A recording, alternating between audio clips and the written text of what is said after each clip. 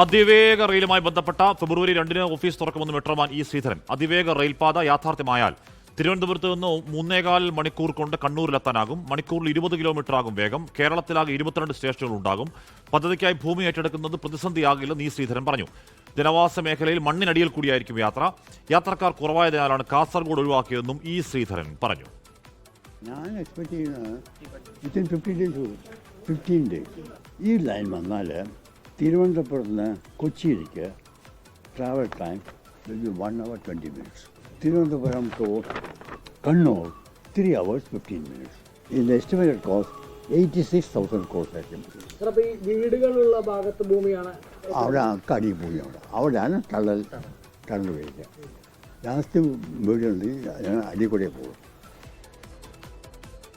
Gokul K Venugopal വിവരങ്ങൾ ചേർന്നു. ഗോകുൽ, 70% ആകാശം, 20% ഭൂമി, അല്ല ഭൂമിക്ക് താഴെ, ബാക്കി 70-20 എത്രയാണ്? 90. 10% മതി സ്ഥലമേറ്റെടുക്കൽ എന്നാണ് പറയുന്നത്. അപ്പോൾ സ്ഥലമേറ്റെടുക്കൽ കുറച്ച് മതി എന്നാണോ ഇപ്പോൾ കാര്യം? നമ്മുടെ ഇതുമായി ബന്ധപ്പെട്ട റെയിലുമായി ബന്ധപ്പെട്ട പദ്ധതികൾ കേരളത്തിൽ വിലങ്ങുതടിയാവുക സ്ഥലമേറ്റെടുക്കൽ തന്നെയാണല്ലോ. കേരളയിൽ നമ്മൾ കണ്ടതാണ് ഗോകുൽ.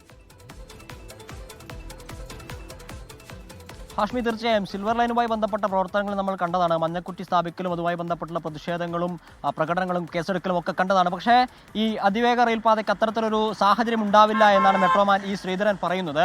9 മാസം കൊണ്ട് DPR പൂർത്തിയാക്കി 5 വർഷം കൊണ്ട് ഈ പദ്ധതി പൂർത്തിയാക്കാൻ സാധിക്കുമെന്ന് അദ്ദേഹം പറയുന്നു. 86,000 കോടി ചിലവിലാണ് ഈ പദ്ധതി പൂർത്തിയാകാൻ ഒരുങ്ങുന്നത്. കിലോമീറ്ററിന് 200 കോടി നിരക്കിലാണ് ഈ 86,000 കോടി വരിക. തിരുവനന്തപുരം മുതൽ കണ്ണൂർ വരെ 430 കിലോമീറ്റർ ആയിരിക്കും. കാസർഗോഡ് ജില്ലയെ ഒഴിവാക്കിയിട്ടുണ്ട്. അവിടെ നിന്ന് 100-150 പാസഞ്ചർ മാത്രമാണ് വരുന്നത്. വരുന്ന വർഷങ്ങളിൽ അവിടെ നിന്ന് പാസഞ്ചറുകളുടെ എണ്ണം കൂടുകയാണെങ്കിൽ കാസർഗോഡിനെ കൂടി ഉൾപ്പെടുത്തിക്കൊണ്ട് ഈ പദ്ധതി വിപുലീകരിക്കാമെന്നൊരു ലക്ഷ്യമാണ് അദ്ദേഹം മുന്നോട്ടേക്ക് വെക്കുന്നത്. DMRC ആണ് ഇതിന്റെ DPR തയ്യാറാക്കാൻ വേണ്ടി ചുമതലപ്പെടുത്തിയിരിക്കുന്നത്.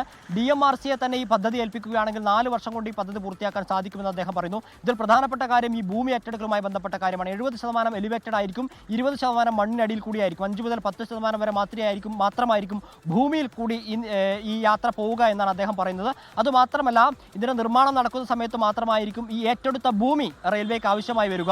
നിർമ്മാണം പൂർത്തിയായി കഴിഞ്ഞാൽ ഈ ഏറ്റെടുത്ത 70%-ഓളം ഭൂമി, അതായത് 70% എലിവേറ്റഡ് ആണെന്നാണ് പറയുന്നത്. അവിടെ പാലം നിർമ്മാണം, അതിന്റെ തൂണുകൾ നിർമ്മിക്കുന്ന സമയത്ത് മാത്രമായിരിക്കും ആ ഭൂമി റെയിൽവേക്ക് ആവശ്യം. റെയിൽവേയുടെ ഉടമസ്ഥതയിലേക്ക് ആ ഭൂമി വരികയാണെങ്കിൽ തന്നെ ഇതിന്റെ നിർമ്മാണം പൂർണ്ണമായും പൂർത്തിയായി കഴിഞ്ഞാൽ അത് ഉടമസ്ഥർക്ക് തിരികെ നൽകും. ലീസ് പ്രകാരം അത് ഉടമസ്ഥർക്ക് തിരികെ നൽകും എന്നൊരു കാര്യം കൂടി അദ്ദേഹം പറയുന്നുണ്ട്. മാത്രമല്ല, 20-25 കിലോമീറ്റർ ഇടവേളകളിൽ അല്ലെങ്കിൽ ദൂരത്തിനിടയിൽ സ്റ്റോപ്പുകൾ ഉണ്ടാകും എന്നൊരു പ്രധാനപ്പെട്ട കാര്യം കൂടിയുണ്ട്. നേരത്തെ 14 സ്റ്റോപ്പുകളാണ് ഉള്ളതെങ്കിൽ 20-25 കിലോമീറ്റർ ഇടയിൽ ഒരു സ്റ്റോപ്പ് ഉണ്ടാവാനുള്ള സാധ്യതയുണ്ട്.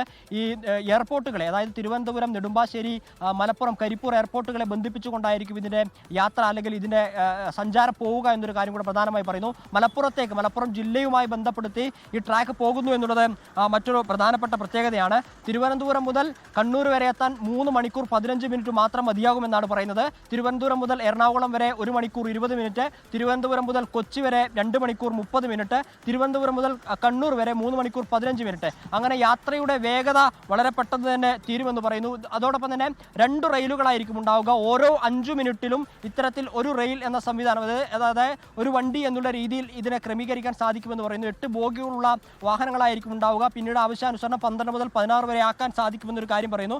560 പാസഞ്ചേഴ്സിനെ ഒരു യാത്രയിൽ ഒരു ട്രെയിനിൽ ഉൾക്കൊള്ളിക്കാൻ സാധിക്കുമെന്നൊക്കെയുള്ള കാര്യങ്ങളാണ് അദ്ദേഹം പറയുന്നത്. പറഞ്ഞതുപോലെ സുപ്രധാനമായ കാര്യം 5 വർഷം കൊണ്ട് പദ്ധതി പൂർത്തിയാക്കാൻ സാധിക്കുമെന്നൊരു ആത്മവിശ്വാസം അദ്ദേഹം പങ്കുവെക്കുന്നു. പൊന്നാനിയിൽ ഫെബ്രുവരി 2-ാം തീയതിയോടുകൂടി ഇതുമായി ബന്ധപ്പെട്ട ഓഫീസുകൾ തുറന്നു പ്രവർത്തിക്കുമെന്നും ഉദ്യോഗസ്ഥർ ഉൾപ്പെടെയുള്ള ആളുകൾ അതുമായി ബന്ധപ്പെട്ട ജോലികൾ തുടങ്ങിക്കഴിഞ്ഞു എന്ന് അദ്ദേഹം പങ്കുവെക്കുന്നുണ്ട്. ഹാഷ്മി, ലോകത്തെവിടെയായാലും ഏത് സമയത്തും 24 വാർത്തകളും ഓഗ്മെന്റഡ് റിയാലിറ്റി പാക്കേജുകളും എക്സ്പ്ലെയിനറുകളും വിശദമായി കാണാൻ ഞങ്ങളുടെ YouTube ചാനൽ നിങ്ങൾക്ക് സബ്സ്ക്രൈബ് ചെയ്യാം.